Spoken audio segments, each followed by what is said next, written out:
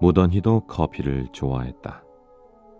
10대 시절 외국인 선교사의 집에서 처음 마신 그 갈색 액체에 매료돼 아예 호를 다형이라고 지었다. 혼자일 때 사람은 외롭다. 그 고통스러움을 기꺼이 인정할 때 사람은 비로소 고독하다. 김현승은 고독했다. 피조물로서의 인간이 세상을 다녀가는 일이 어떤 것인지 그는 알고 있었다.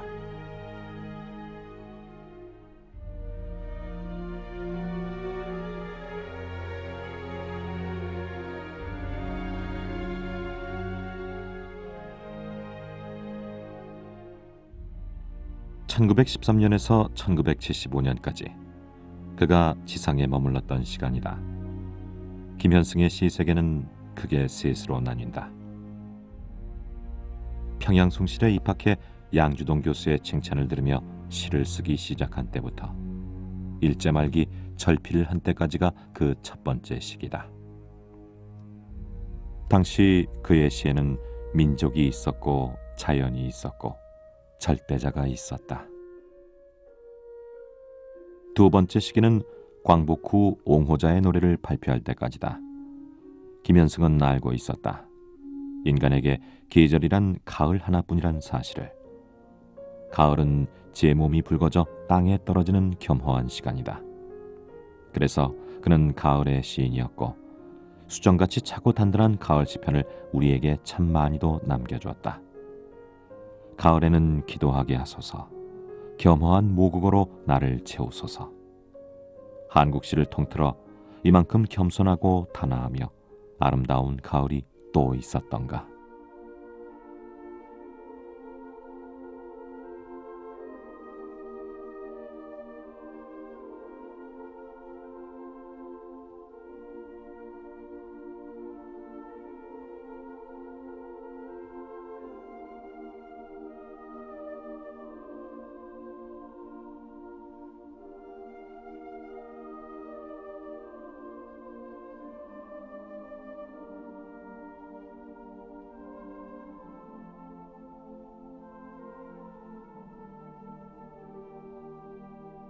그러나 그 가을의 어느 한가운데에서 시인은 어린 아들을 잃었다. 몹시도 사랑하는 아들이었다. 그 슬픔마저도 시로 승화시켜야 하는 시인의 운명은 잔인하다. 그는 그 눈물을 이렇게 노래했다. 눈물. 털어는 옥토에 떨어지는 작은 생명이고자 흠도 티도 금가지 않은 나의 전체는 오직 이뿐. 더욱 값진 것으로 드리라 하올지. 나의 가장 나종 지닌 것도 오직 이뿐.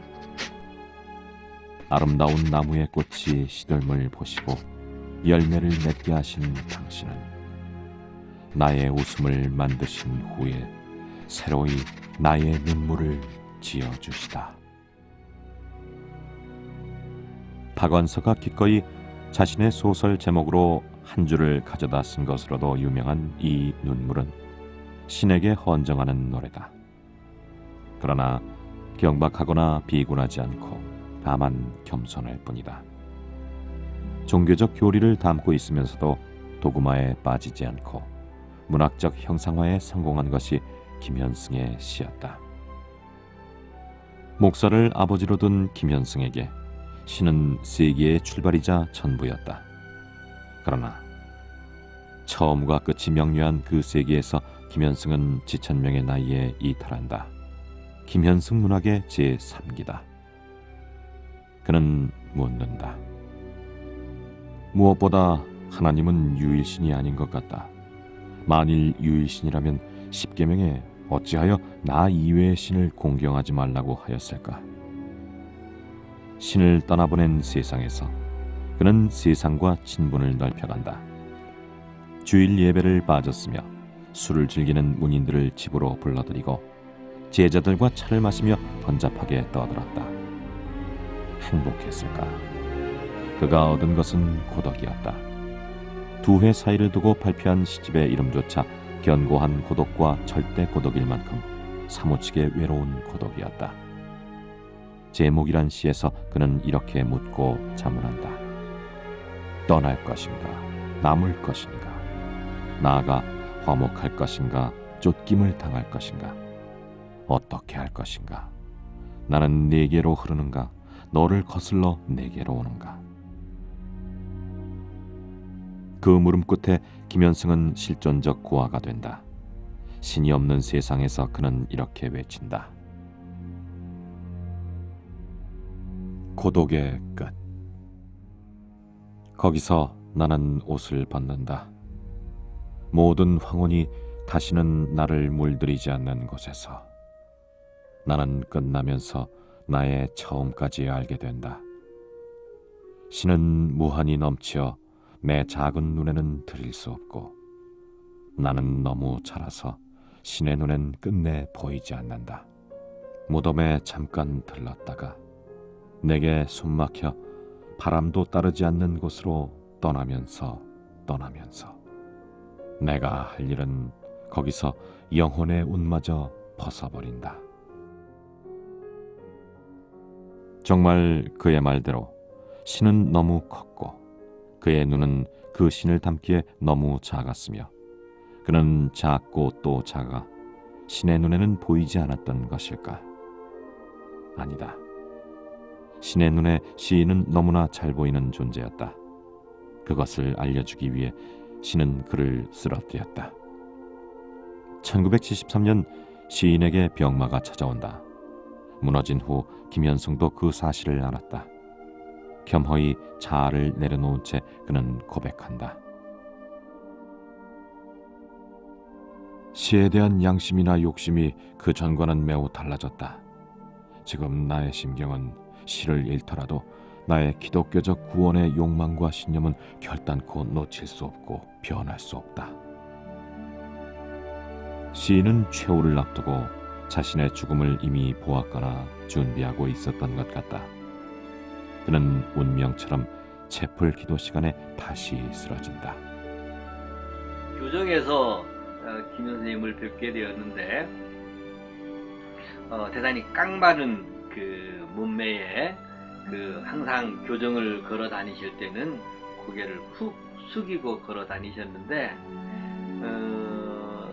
땅을 쳐다보시는 그 모습에서는 어떤 초점 같은 것은 보이지를 않았습니다.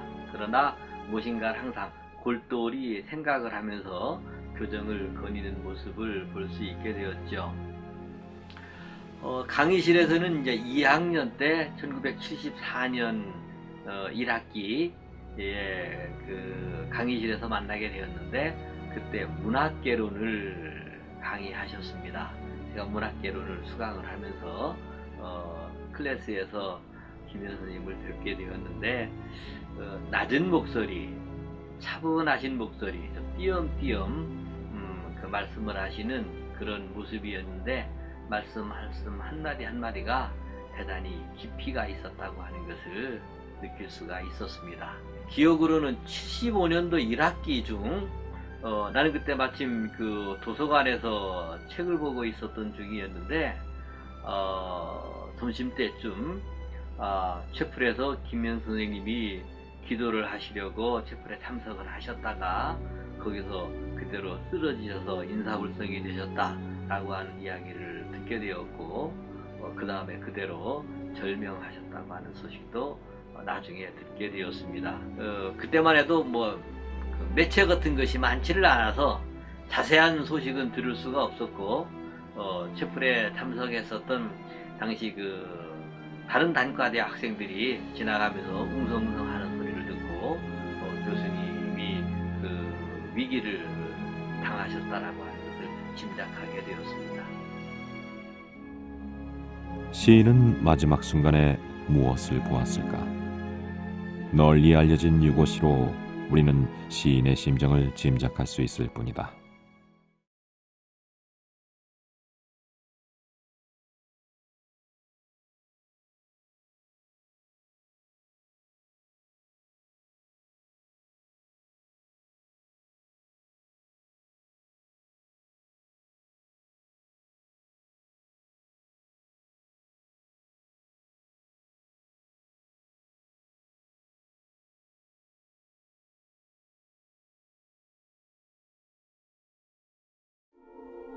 쓰러진 다음 날 김현승은 숨을 거둔다. 그는 돌아갔으나 그러나 다시 돌아왔으며 하나의 거대한 원을 그리는 삶을 살았다. 신은 그에게 구원이었지만 부모 없는 고아의 길을 거쳐 귀향한 에뚜랑제의 긴 여정이었다. 신앙을 고백하는 시든 자기 고독을 추구하는 시든 그의 시에 있어서 일관된 기법상의 특징은 관념적인 것을 사물화를 통해서 구체적으로 보여주는 시적 형상화를 견지해 왔다는 점입니다. 시는 관념 그 자체로 제시될 수 있는 것이 아니고 이미지를 통해서 구체적으로 우리에게 전달하는 것이 가장 중요한 일인데, 이 점에서도 김현승 시인은 모범적인 사례를 남겨주었습니다. 시의 기법적인 측면이나 정신적인 고투의 측면에서 한국 시에서 독자적인 위치를 확보한 시인이라고 할 수 있습니다. 김현승 시인은 어렸을 때부터 다져온 기독교 신앙을 바탕으로 가을의 기도, 눈물, 플라타나스 이런 등 우리에게 잘 알려진 아름다운 시편을 남겨주신 시인으로 알려져 있습니다. 그런데 그보다도 자기가 받아들였던 기독교 신앙에 대해서 나이 50에 지천명의 나이에 그 생극적인 신앙에 대해서 회의를 일으켰고, 고독의 시편, 절대고독, 경광고독 같은 시집에 고독 시편을 남겼다는 것을 주목하게 됩니다. 자기가 추구한 고독은 인간과 신 사이에 뛰어넘을 수 없는 심연을 들여다보고 고뇌를 한 것이기도 하고, 우리에게는 낯선 외래 사상, 외래 종교로서의 기독교를 한국인이 체화하는 데 따르는 고통, 갈등으로 볼 수도 있습니다. 웬만하면 기독교 신앙에 귀의를 하거나 기독교 신앙을 버리거나 둘 중에 하나를 할 수도 있는데, 그 심연을 깊이 들여다보고 시적으로 자기 모색을 해온 과정, 이것이 그의 시정신의 핵심이었다라는 점을 주목할 필요가 있습니다. 한국 시사에서 종교적인, 형이상학적인 갈등을 김현승 시인처럼 깊이 있게, 일관성 있게 추구한 시인은 거의 없다고 해도 과언이 아닙니다. 김현승 시의 독자성은 한국인에게 낯선 사상을 자기화하는 고통을 정직하게 보여주었다는 데 의의가 있습니다. 길은 그렇게 끝난다. 멀리 돌아온 여정은 길고 고통스러웠겠지만 시인은 편안히 그 길을 갔을 것이다. 광주에서 유년 시절을 보낼 때 시인은 산까마귀를 유심히 보았다.